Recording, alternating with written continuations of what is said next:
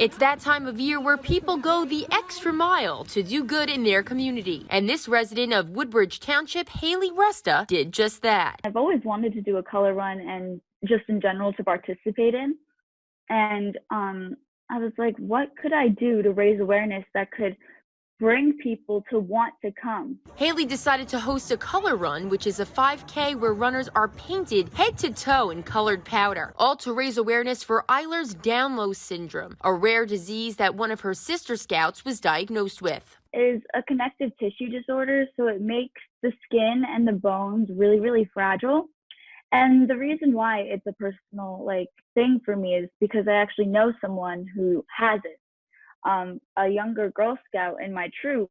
Grevin Lewis, who is only 10 years old, was diagnosed with this rare syndrome 7 years ago. There are only 100,000 cases of this disease in the U.S. Lewis and her mom, Cindy, were there with the 75 volunteers and explained the day-to-day challenges of this disease. Grevin has been in the same troop as Haley since she was in kindergarten, so we're going on year 6. And it was just a great experience to be around all the Girl Scout sisters and how the community came out. They explained their experiences and how it affected their life and their day-to-day struggles, really. And it really gave a first person point of view to the audience and the people who were there as to what they go through. So were you able to raise money? No, I'm not allowed to raise money because of the Girl Scout rules with regards to my gold award. So it was strictly to raise awareness.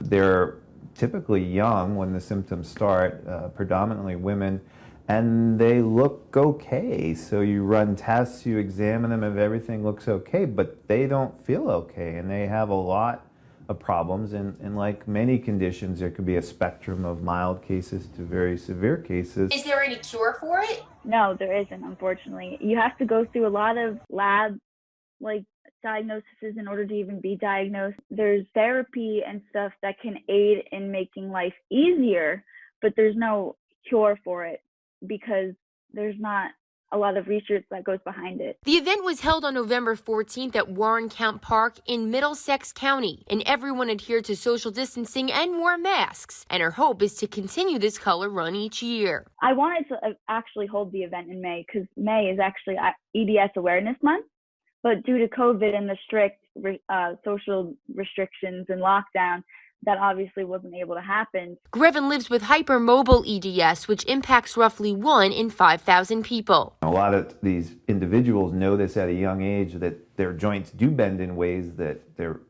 peers and their friends don't, and it sort of freaks people out or amuses people if they can bend in certain ways. So we start by asking, did you know this, that you could bend in ways that other people couldn't? Hypermobility is interesting because when people are young, it can actually be a good thing. My daughter's a warrior. I give her a lot of credit.